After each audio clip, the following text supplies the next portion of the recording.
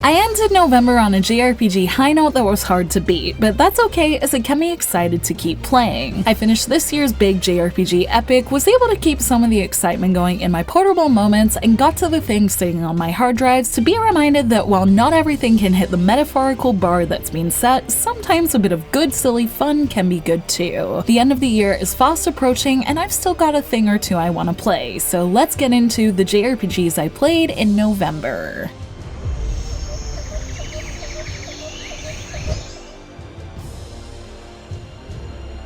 When I made October's JRPGs I played script at the beginning of November, I was what turned out to be a little bit over halfway into Metaphor ReFantazio, as I was using How Long to Beat as a reference, which said it would take around 80 hours at the time. It turns out my playthrough was just a little bigger than that at 114 hours, which saw it eat up the first half of my November, and then I blinked after making content, and then it was basically over, with the exception of the things you'll hear about in this video. But as I said last video, no one could stop me finishing it. It had its fantasy hooks deep in me and I needed to see how it ended, so I picked up its final party members, worked on getting my archetype strong, got a little beat up, and then won with a difficulty switch that meant my November could truly begin. Since that, I've been busy with my review that's now up and other things that are live, but even in those final moments, Metaphor was so magical and absorbing that I couldn't help give it JRPG of the month again, as it would probably stick out in most months I played it for how good it is. Unfortunately, I haven't had much chance to go back yet, although it did take a little time to set up my last save in Japanese so I can experience its VO and challenge myself more in language rather than difficulty as I go for the platinum, which I will get one day as a spiritual Persona tradition. It still lives on in my heart as I push myself to get to other things, and I hope those of you who told me you just got started are enjoying it, and with its Game Awards nominations and gorgeous new soundtrack box set coming soon, I hope we keep hearing more about it, as it really was a great highlight from this year.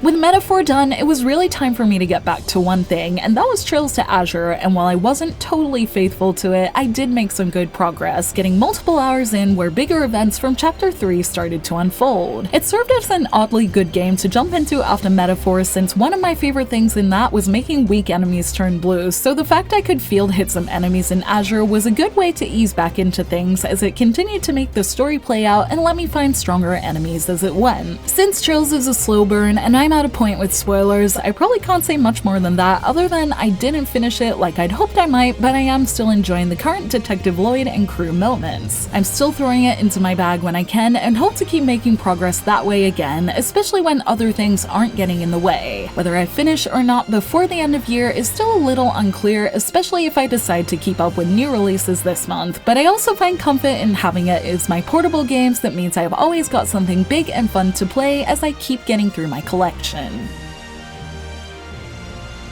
I've been keeping true to my console-based intentions, although I had a little Atelier Resleriana creep the few times I didn't pack my Switch and during some events. The beginning of my res time this month was actually a little funny, as it was almost like a higher power was trying not to let me play, as I was locked out of the app for an entire day, probably thanks to my terrible internet making an update go in kinda funky. Res support was very nice and helped me out on a weekend with a big list of potential fixes, and the final option, a reinstall, did the trick. Luckily, wanting to play on Steam had all my accounts linked up, so definitely do that if you don't want to ever lose your lucky units, just in case, and it's with that I can move forward into the latter part of the month to the rest of the events with only a couple of Halloween Memoria ranks missed. I'm glad I could get back into it and burst this month, as I really liked the new character story events added on the Japanese server. These had these if scenarios found through dialogue choices that felt like bad ends and really reminded me of the bad ends in old Atelier, like the life lesson one in Atelier Tottori that I still think about often. I hope they do more of these in future and hope people give them a try when they come over. They really help me get to know new characters like the big dreaming Mike and Riko Sasaki played Diona that I think fans of Atelier stories will enjoy. As for English res, I thought I was pretty much going to remain out of it all November until a chapter drop a few days ago. During that chapter drop, I noticed something pretty important. I'd somehow gotten enough of the material I needed to negate the need of the dungeon I thought I needed to clear to move forward, as I had everything I needed for for the item I needed to make all of a sudden. I must have accidentally unlocked it in a score battle on auto and didn't realize, so now I have it. There's a good possibility I'll play catch up in November, especially as they just added Anshu as a unit in the latest Japanese chapter that is still ahead, but if I get playing now, hopefully I can be ready by the time her gacha in English rolls round. It's nice to finish November feeling content and not overwhelmed by my res time, so I think I still have a good balance at this point with the way I'm playing and intend to keep this pace as I manage making videos, Atelier Summer over the next few days, and the rest of what I want to play.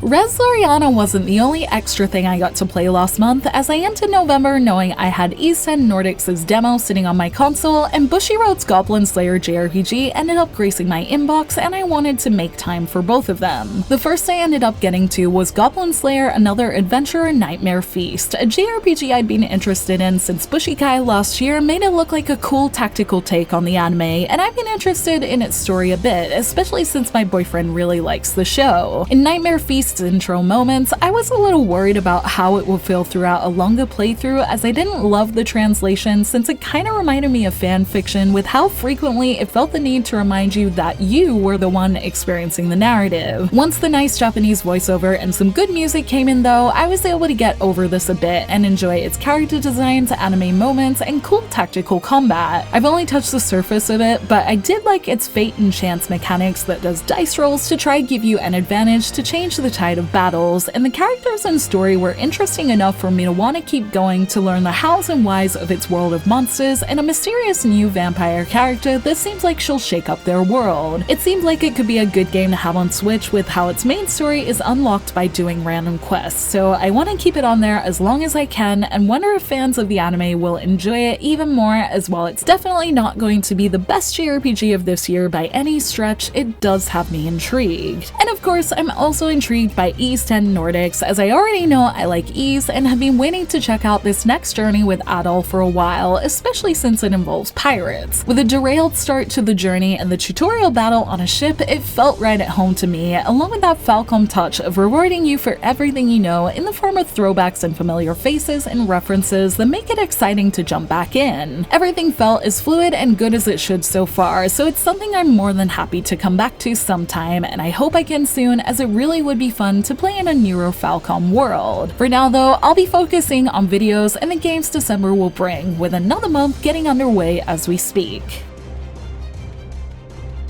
December is up and running and brings a couple of games to cap off the year with for those undecided on their 2024 favorite or to continue the fun. If I'm lucky, I'm hoping to fit at least one more experience in before the year is up to have some JRPG fun and continue the game completion progress I've been making in the second half of this year. Fantasian Neo Dimension comes out in a few days that once again has me echoing the feeling I had when it first came out, in that it looks cool, but I just can't find the pull I need to go and play it. What I can find the pull for though, likely because I enjoyed its first game, its TDS demo, and I'm a general Gust fiend, is Fairy Tail 2, which should come out on the 13th. The first Fairy Tail game is something I remember fondly, as I enjoyed getting to know its world through quests, and while I've managed to get no further into the anime like I'd wanted to, I'd still happily continue my journey in its game world, so I do hope to do that in its nearby release. And I'll be keeping Trails to Azure with me whenever possible, working on some videos I'd like to close the year out with, and keeping up with res events just before they close, so it's certainly going to be a busy month of JRPG things, but with a work holiday coming, I might get through a thing or two. I hope you all keep playing good things, enjoy time with family and friends if you can for the holiday, and get that all-important end of year downtime to hit the backlog with, as another year creeps to a surprisingly quick close, with a treasure trove of things to hit us with next year to look forward to.